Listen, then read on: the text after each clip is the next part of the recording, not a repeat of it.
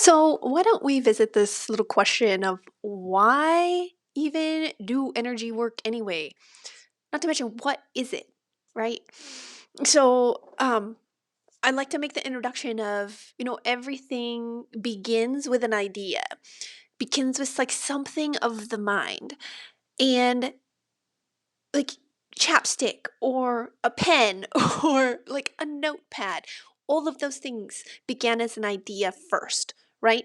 So like the basis and the most basic of the thing, the pen, say, is in the energy field of the pen.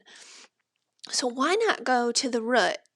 Why not go to like the place where the story is held and do the work there? Like I used to be a massage therapist and I would work on people who would come in. Obviously, obviously is what you do as a massage therapist, but like you have say you have chronic pain in your shoulder, right?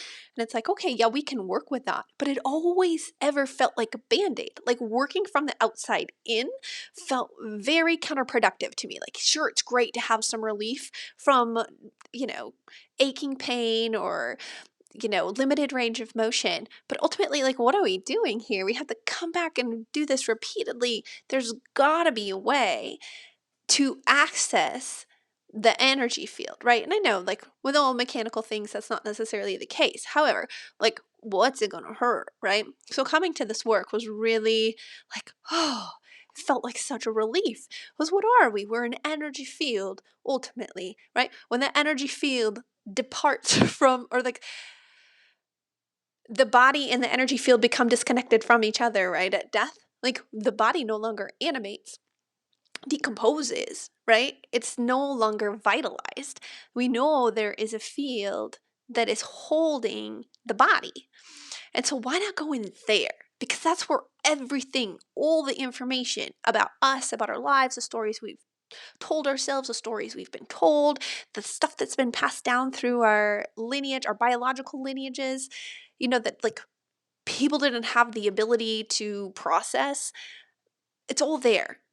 And a lot of times we'll connect with that ancestral stuff too, because it's like, well, we want to feel like we're a part of at this really fundamental level, right? Like to be outcast from the tribe is certain death. So there's this like very, what do I say, like brainstem primal drive to be a part of a larger group. And so wanting to ally with these people oftentimes puts us into like destructive patterns or repetitive patterns, especially if we have the ability or propensity to be like, I don't need to know about these people. They all make me mad. I don't like how they live their lives. Like, we want to cut ourselves off from that. Oh, they're kind of like laughing in the background. They're like, oh, you can't cut us out of your life. Like you are of us. We passed breath down to you.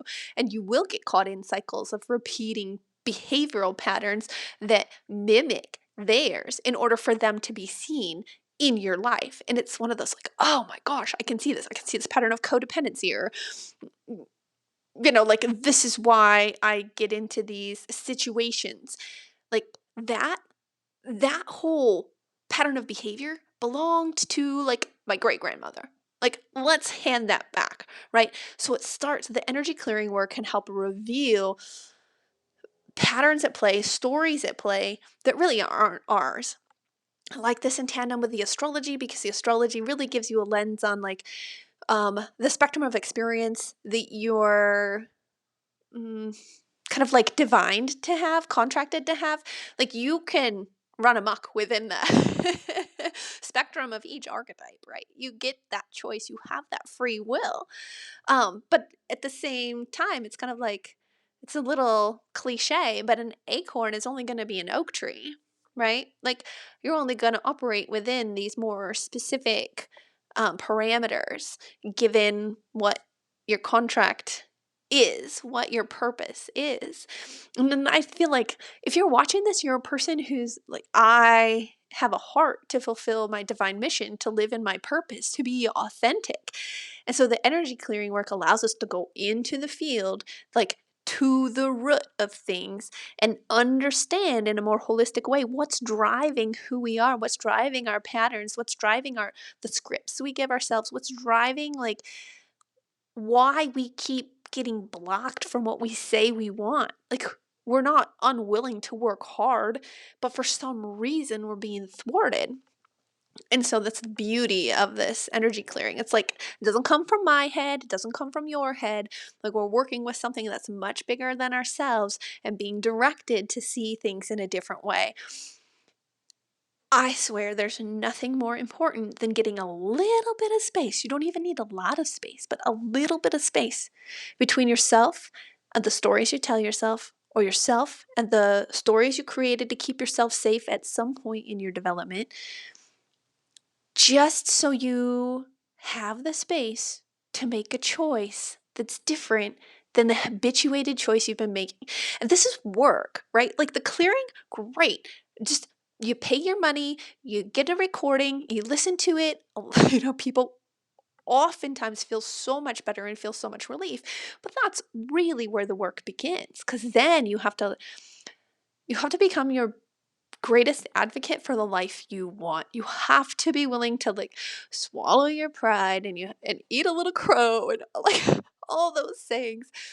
Because if you want a life that's different than what you have to do things differently than what you've done. This gives us some traction in that field. So it's like we start to catch ourselves in the act of these behaviors that are not generating the experience we want of life, right? For instance, like say I'm fighting with my significant other. This is not generative. This is not like creative tension. This is me getting triggered and being reactionary and yelling, right? Like having choice things to say that I wish I didn't, that don't actually um, support the relationship I want to have. So, like, I am being destructive to that which I want. And then it's like you get caught up and they're like, well, it's their fault. They said this and they shouldn't have done that. Like, guess what? People will show you who they are. And it's your responsibility to decide, like, what proximity you're going to keep to them. So, if you're getting triggered, maybe go in and say, like, well, if they're accusing me of something or they're saying something that doesn't sit well with me, is it true? And if it's not true, is like, then why do I feel the need to defend myself? Okay. So we start to like create a framework for understanding for ourselves. So then, like in the middle of that experience, maybe this happens again, right? And you're like in the middle of it, and you're like, wait, like stop everything. I've been there, right? I'm usually in tears by this point. And I'm like, okay, I can see that this is how I usually handle things. I don't like handling things this way.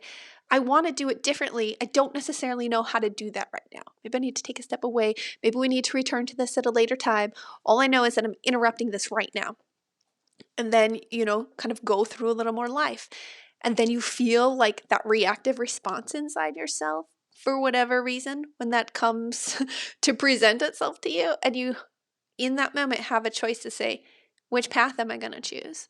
Am I going to choose that old habituated like neural connection that's like just easy to punch the gas on, that doesn't get me remotely close to the experience of life I want to be having? Or am I going to do what's difficult and I'm going to like enact a new behavior, create a new web of neurons firing together, like literally chart a new course within like physicality of my body, so I can figure out how to get myself to the experience I want to have of life. And that's, I feel like, the beauty of this is you're going inside and you're giving yourself enough space to see what's going on, the story that's being told, the way you talk to yourself all the time that doesn't get you where you want to go. And you could see like, oh, I have a choice here. I'm not going to keep making this one. And then you can do the work to, integrate new habits, new behaviors, new patterns. Maybe you even integrate new people into your life because like certain people come to you and they enjoy triggering you. Like, wait a minute, not the kind of company I want to keep, right? But you have to make hard decisions. You'll be making hard decisions from there on out. I swear upon all that is, those hard decisions that lead you into the life you want to experience, that version of life that desires to have you experience it, they're worth it every single time. Every single time. I mean, I've got like a handful of years in which I've had to make very difficult decisions and act in ways that were not habitual to me. And I have like never had a stronger sense of self, a stronger connection to God, um, or better relationships of depth and intimacy than I have now, because I was willing to see things for what they were, right? It was so easy to just like keep living in denial and blaming other people and like it doesn't really matter. I'm just like a victim of these people. It's so much easier to do that, to just perpetuate the discomfort, than it is to say like, wow, I've got some faulty code working here. I'm willing to change it because this isn't working for me. And you front end load the discomfort and get yourself through it, right? Like you'll find a way, you'll find the people, you'll find the resources. You're like indomitable in your pursuit of this. That's really actually just desiring you and beckoning you forward. So this is my very animated way of saying like, this is why you not necessarily should. This is why the consideration of doing this kind of work, I feel like, is really important. And just knowing, like, keeping your energy field clean of lies and distortion is such an extraordinary gift you give yourself, right? Like, who wants to live with the worst inner critic, and who wants to, I mean, speaking from experience, right? I'm harder. I've been harder. I have a history of being harder on myself than anyone else. And I go back and I think about the ways in which I used to speak to myself. And granted, like, I speak to myself very firmly and directly, and like, we aren't going to tolerate any BS now. But before, I just tore myself down and beat myself down, right? And having done clearing work as much as I have, really shifted. Like, there was this extraordinary moment in time that shifted the self-talk that now provides me with, you can look at the external circumstances of my life and they're like not spectacular, but the inner state of my life is brilliant and the best that it's ever been. And I love life. I love being alive. I love that I get to experience the people in my life as conduits for the way that I am loved by the divine, right? I couldn't have said that 4 years ago when I lived in the familiar discomfort of my denial and my inability to see these stories were running my life. Running. So, if this appeals to you at all, I would encourage you to explore it more. You can find some videos to play around with on my YouTube channel. Can explore my writing at my website, Sarah, SARAH, the letter K, buck.com. Hopefully you find something fruitful there, and I hope this finds you motivated and kind of feeds curiosity and your hunger for the life that craves you. All right, take care.